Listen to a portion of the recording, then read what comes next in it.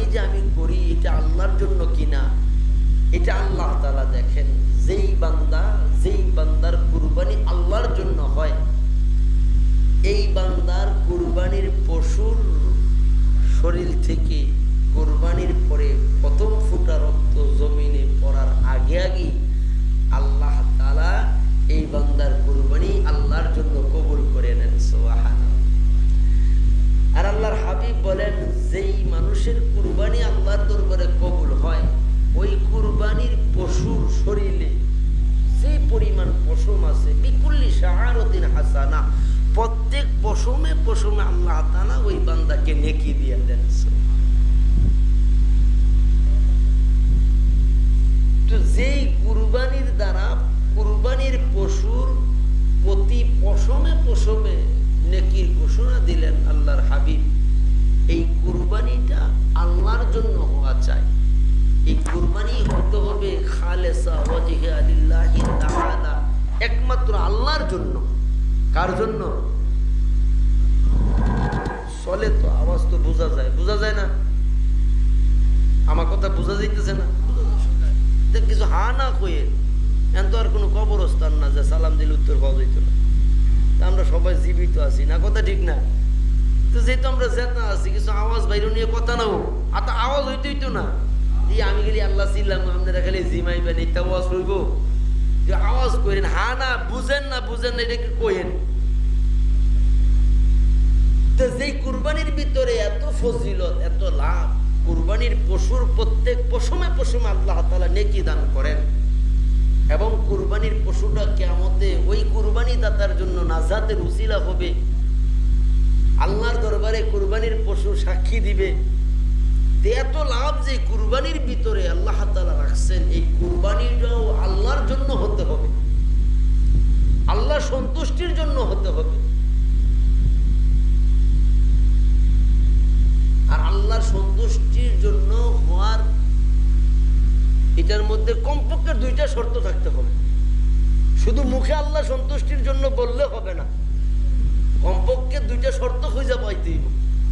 এক নাম্বার, আল্লাহর জন্য হতে হবে, নিয়ত সহি হতে হবে, গোস্ত খাওয়ার নিয়ত, সামাজিকতা রক্ষার নিয়ত, সন্তানাদি বিবি বাচ্চারে খুশি করার নিয়ত, আত্মীয় স্বজনকে খুশি করার নিয়ত, এই জাতীয় গায়রুল্লাহ মার্কা নিয়ত বাতিল করতে হবে, আল্লাহর জন্য নিয়ত করতে হবে। নিয়ত কার জন্য? আল্লাহর জন্য কুরবানি হতে হবে, কুরবানি নিয়ত সহি হতে হবে। আর দ্বিতীয় নাম্বার, কুরবানি আল্লাহর দরবারে কবুল হওয়ার জন্য কুরবানির পশু কিনার যে মাল, টাকাটা এটা হালাল হতে হবে, হালাল উপার্জন হতে হবে, হালাল উপায়ে হতে হবে। এটার মধ্যে কুরবানির পশুর কিনার মালের মধ্যে কোনো ভেজাল হওয়া যাবে না। যেমন কাউরে ঠগানোর মাল, সুদ ঘুষের মাল, কিংবা চুরির মাল, এরকম হতে পারে। আমার ছেলে মনে করেন সৌদি আরব মরুভূমির তলেতে বালুর তলেতে তার, সরকারি তার কাইটা সিরা চুরি হইরা বেচা টিয়া ফাটাইছে, এই টিয়া দিয়ে কুরবানি হইছে। আসেনিও বেতন হইল মনে করেন যে 1000 টাকা, সৌদি রিয়ালে 1000 টাকা বেতন, এবারে প্রতি মাসের কামাই হইল 2 লক্ষ 2.5 লক্ষ টাকা। জরিপ করে দেখা গেছে সরকারের তার চুরি করে, যাচাই করে দেখা গেছে হ্যাঁ মালিকের ডিউটি ফাঁকি দিয়া বিভিন্ন ভাবে বাটফারি সিটারি করে টাকা কামাই করে, চুরি সুসরামি করে টাকা কামাই করে, ওই টাকা দেশে বাপের কাছে পাঠায়, আর বাপে মনে করে লক্ষ টাকা খরচ করে কুরবানি করে। এই কুরবানি কি আল্লাহর জন্য? এই কুরবানি কি আল্লাহর দরবারে কবুল হবে? কারণ এটা তো মাল তো হারাম, চুরির মাল। কুরবানির জন্য মাল কি হওয়া? পবিত্র মাল দিয়া আল্লাহর জন্য যদি কেউ আল্লাহ সন্তুষ্টির জন্য নিয়ত সহি করে কুরবানি করে, তা আল্লাহর রাসূল বলেন বিকুল্লি শাআরাতিন হাসানা, কুরবানির পশুর পশমে যত শরীরে যত পশম আছে প্রত্যেক পশমে পশমে আল্লাহ তাআলা নেকি দিয়ে দিবেন।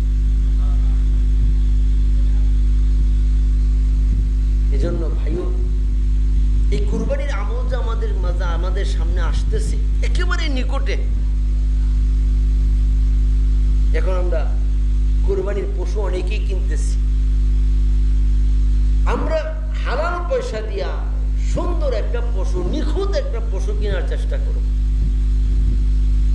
কারণ আল্লাহ বলেন, লান তানালুল বিররা হাত্তা তুনফিকু মিম্মা তুহিব্বুন ওয়া মা তুনফিকুনা মিন শাইইন ফাইন্নাল্লাহা বিহি আলীম।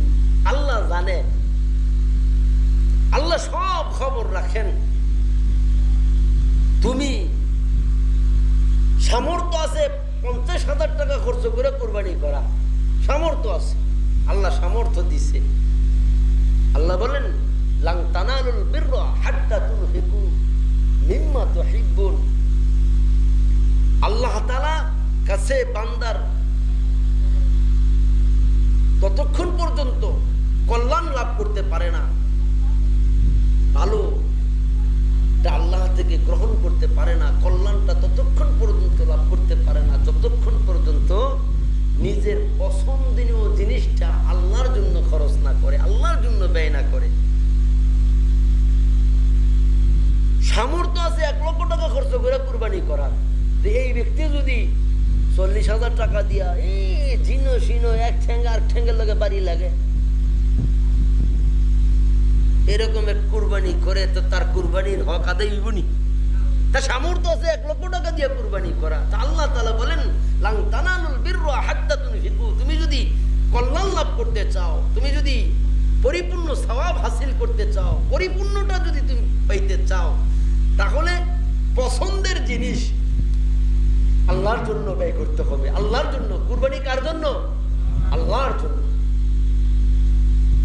সামর্থ্য যেই পরিমাণ আছে, এই পরিমাণ সামর্থ্যের ভিতরে কুরবানি দিতে হবে। সামর্থ্যবান যদি সামর্থ্য থাকার পরে কুরবানি দেওয়ার মতো সাধ্য সামর্থ্য আল্লাহ তাআলা দান করছেন, এরপরে যদি কুরবানি না করে, আল্লাহ রাসূল বলেন, মা ওয়াজাদা সাআতান লিআইয়ুদাহিয়া। কাউকে আল্লাহ তাআলা সামর্থ্য দিয়েছে কুরবানি দেওয়ার মতো, কিন্তু সে কুরবানি দিল না, ইচ্ছা করে দিল না, কিংবা কোনো কারণে দিল না। অনেকে আমাদের সমাজে এরকম আমি পাইছি, কুরবানি দেওয়ার মতো সামর্থ্য আছে কিন্তু গোশত খাওয়ার মানুষ নাই, দিকে কুরবানি দেয় না। সামর্থ্য আছে, টাকা আল্লাহ দিছে, কিন্তু গোশত খাওয়ার মানুষ নাই, এজন্য কি দেয় না? গোশত খাওয়ার মানুষ কি দুনিয়া টান পড়ছে? এই কুরবানি দাতা সামর্থ্য আছে, যদি কুরবানি দিয়া গরিবের মধ্যে কুরবানির গোশত বন্টন করে, সওয়াব কম হইব না বেশি? কথা বলে, তার খাওয়ার লোক নাই, কিন্তু এই গোশত খাওয়ার তো হাজারো লোক আছে। কিন্তু কি হুজুর পেশ করছে, হুজুর কি কুরবানি দিতাম, কোনো গোশত খাওয়ার কোনো মানুষ নেই, বাড়ি উড়ি আছে, ডাক্তারে না উঠছে, একটু রোগাইতে তো না। আমার তো কুরবানির গোশত দড়ির কাছে দোজান দিত না, কুরবানির গরু তো দূরের কথা, গরুর দড়ির দোজান দিত না, ডাক্তার নিষেধ, কুরবানি দেয় না। অথচ কি আছে? সামর্থ্য আছে। আল্লাহ রাসূল বলেন, ওয়াজাদা সাআতান লিআইয়ুদাহিয়া ফালা ইয়াহদুরু মুসাল্লানা। নবীজি বলেন, যার সামর্থ্য আছে যদি কুরবানি না দেয়, এমন ব্যক্তি যেন নামাজে না, ঈদগাহে যেন না আসে, ঈদের নামাজে যেন না আসে। অর্থাৎ আল্লাহ রাসূল তার প্রতি ভর্ৎসনা করছে, হে রাসূল, তার এই কাজে, অর্থাৎ তার সামর্থ্য আছে এরপরে কুরবানি দেয় নাই, এই কাজে আল্লাহ রাসূল খুশি না। এজন্য বলছে, ফালা ইয়াদুরু মুসাল্লানা, সেজন্য নামাজে না আসে। রাসূল তার প্রতি বেরাস। কুরবানির সামর্থ্য থাকার পরও কুরবানি না দিলে রাসূল কি খুশি না বেজার? বেজার। এই জন্য নবীজি বলছে, সেজন্য ঈদগাহেই না আসে। তো ভাই, আল্লাহ তাআলা আমাদের যাদেরকে কুরবানির সামর্থ্য দিয়েছে, আমরা সামর্থ্য অনুযায়ী সুন্দর একটা পশু কার জন্য কুরবানি করব? কার জন্য কুরবানি করব? আল্লাহর জন্য কুরবানি করব, আল্লাহর খুশির জন্য কুরবানি করব। আল্লাহর হাবিব যখন সাহাবায়ে কেরামদেরকে এই কুরবানির ফাজাইল সম্পর্কে আলোচনা করে শোনাইতেছিলেন, তো সাহাবায়ে কেরাম আল্লাহর নবীকে জিজ্ঞাসা করছে, মা হাদিহিল আদহিয়া, ওগো নবীজি, এই কুরবানির হাকিকত কি? এত লাভ বলতেছেন, এটার হাকিকত, এর হিকমত কি, এটার উদ্দেশ্য কি? এই হিকমত সম্পর্কে আল্লাহ রাসূলকে জিজ্ঞাসা করলে আল্লাহ রাসূল কি বলছেন? যেটা তোমাদের পিতা ইব্রাহিম, সুন্নাত আবিকুম ইব্রাহিম, এটা তোমাদের পিতা, তোমাদের আব্বাজান ইব্রাহিম আলাইহিস সালামের আদর্শ। তো পিতার আদর্শ পুত্র হইয়া আমরা পালন করব, যেইভাবে পিতা করছে ওইভাবে আমরা করার চেষ্টা করতে হইব। আমাদের পিতা, আমাদের আব্বাজান ইব্রাহিম আলাইহিস সালাম আল্লাহ সন্তুষ্টির জন্য করছে, সন্তুষ্টির জন্য কি করছে? আল্লাহ স্বপ্নে দেখাইছে প্রিয় বস্তু কুরবানি দেওয়ার জন্য। তো প্রিয় বস্তু চিন্তা করে দেখছে যে 98-99 বছরে সন্তান পাইছে, একটা নাম রাখছে ইসমাইল। এত সুন্দর, বাপের সাথে আঙ্গুল ধরে ধরে হাঁটতে পারে, রেডুর মতো টপ টপ করে কথা বলতে পারে, এমন সন্তানের প্রতি বাপ মার আকর্ষণ মহব্বত কম না বেশি? ইব্রাহিম আলাইহিস সালাম চিন্তা করে দেখলো এর মহব্বতের চাইতে দুনিয়ার কোনো মহব্বত এখন আর আমার অন্তরে বেশি নাই, এই ছেলের মহব্বতই কি বেশি। তা আল্লাহর জন্য কুরবানি দিতে প্রস্তুত হয়ে গেছে।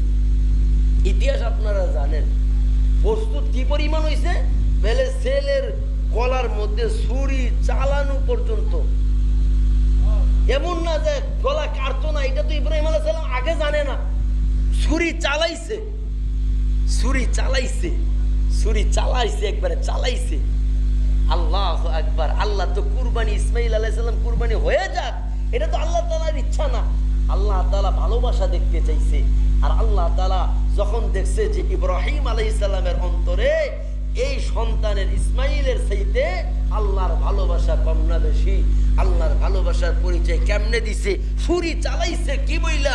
বিসমিল্লাহ আল্লাহু আকবার বইলা ছুরি চালাইছে। হযরত জিবরাইল আমিনকে আল্লাহ বলে, এই জিবরাইল যাও, জান্নাত থেকে তোমরা একটা নিয়ে যাও। ইসমাইলের কুরবানি হওয়া তো আমি আল্লাহ চাই না, আমি তো ইব্রাহিমের ভালোবাসা আমি আল্লাহর প্রতি না সন্তানের প্রতি এটা দেখতে চাইছি। তো এখন আমি দেখছি যে সন্তানের ভালোবাসার চাইতে আল্লাহর খলিল আমার ইব্রাহিমের অন্তরে আমি আল্লাহর ভালোবাসা 1000 কোটি গুণ বেশি। তো জিবরাইল আলাইহিস সালাম জান্নাত থেকে দুব বানিয়ে প্রথম আসমান আইসা দেখে ইব্রাহিম আলাইহিস সালামের ছুরি একেবারে ইসমাইল আলাইহিস সালামের গলা বরাবর। আল্লাহু আকবার কইয়া লাইছে, আল্লাহু বিসমিল্লাহ আল্লাহু আক পর্যন্ত বইলা ফেলাইছে। তো জিবরাইল এই দৃশ্য দেখে আর সহ্য করতে পারছে না, প্রথম আসমান থেকে আওয়াজ দিছে, আল্লাহু আকবার কই আওয়াজ মারছে। জিবরাইল আলাইহিস সালাম আওয়াজ দিছে আল্লাহু আকবার। এই আওয়াজ শুনে ইব্রাহিম আলাইহিস সালাম ডানে বামে তাকায় দেখেছে এই মিনার প্রান্তরে উনি আর ওনার ছেলে ছাড়া আর কেউ নাই। এই আওয়াজ কেউ দিল, তো বুঝা লাগছে এই আওয়াজ আসমানি আওয়াজ, এই আওয়াজ ফেরেশতাদের আওয়াজ। ফেরেশতারা এই দৃশ্য দেখা সহ্য করতে না পাইরা এরা আওয়াজ দিছে কষ্টে। ইব্রাহিম আলাইহিস সালাম বুঝছে, এখন ইব্রাহিম আলাইহিস সালাম ফেরেশতাদেরকে বুঝাইতে চায়, এই তোমরা তো আল্লাহু আকবার আওয়াজ দিছো, অর্থাৎ আমারে নিষেধ করতেছো এই কাজ করতে। তোমরা শুনে রাখো লা ইলাহা ইল্লাল্লাহ, অর্থাৎ লা মুহাব্বত ইল্লাল্লাহ, এই আল্লাহর মুহাব্বত ছাড়া এই দুনিয়ার কোনো কিছুর মুহাব্বত আমি ইব্রাহিমের অন্তরে নাই। লা ইলাহা ইল্লাল্লাহ। তাকবীরে তাশরিক কি? আল্লাহু আকবার জিবরাইলের পক্ষ থেকে, লা ইলাহা ইল্লাল্লাহ ইব্রাহিম আলাইহিস সালামের পক্ষ থেকে। আর ইব্রাহিম আলাইহিস সালামের ছেলে ইসমাইলকে সরাইয়া দিয়া জিবরাইল দুম্বা ধরছে, দুম্বা জবাই হয়ে গেছে। ইসমাইল আলাইহিস সালাম এই দৃশ্য দেখা কি বলছে? ওয়ালিল্লাহিল হামদ, সব প্রশংসা কার জন্য? কথা বুঝে না রে, ওয়াজ কারে শুনাইতাম কোন? সব প্রশংসা কার জন্য? আল্লাহর জন্য। এটা আল্লাহর কাছে পছন্দ হয়ে গেছে। আল্লাহ কিয়ামত পর্যন্ত এই তাকবীরে তাশরিক এটা এই উম্মতের জন্য ওয়াজিব করে দিছে। তাকবীরে তাশরিক পড়া কি ওয়াজিব, এটা সবার উপর দায়িত্ব। মহিলাও এই তাকবীরে তাশরিক আদায় করবে, পুরুষেরও তাকবীরে তাশরিক আদায় করবে। ঈদের অর্থাৎ এই ইয়াউমুন নাহার, ঈদের দিনের আগের দিন ফজর থেকে ঈদের পরের 2 দিন অর্থাৎ 13ই জিলহজ আসর পর্যন্ত এই তাকবীরে তাশরিক আল্লাহু আকবার আল্লাহু আকবার লা ইলাহা ইল্লাল্লাহ আল্লাহু আকবার আল্লাহু আকবার ওয়ালিল্লাহিল হামদ, এই তাকবীরে তাশরিক পড়া পুরুষ মহিলা সবার উপরে ওয়াজিব। কুরবানি দেওয়া যেরকম ওয়াজিব, তাকবীরে তাশরিক আদায় করা কি? কিন্তু দেখা যায় আমরা কুরবানি অনেকেই করি, তাকবীরে তাশরিকের খবর নাই।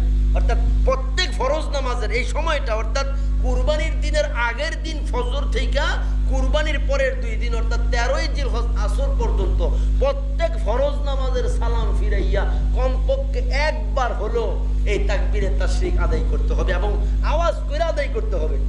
মনে মনে কইলে এটার হক আদায় হইতো না, একটু আওয়াজ করে আদায় করতে হবে।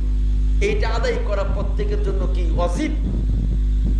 বিশেষ করে যারা আমরা কুরবানি করব, মহিলা হোক পুরুষ হোক, আমরা যারা বাড়ি ঘরের মা বোনেরা আওয়াজ শুনতেছেন, আপনারা এটা সবাই এই তাকবীরে তাশরিক আদায় করবেন ইনশাআল্লাহ।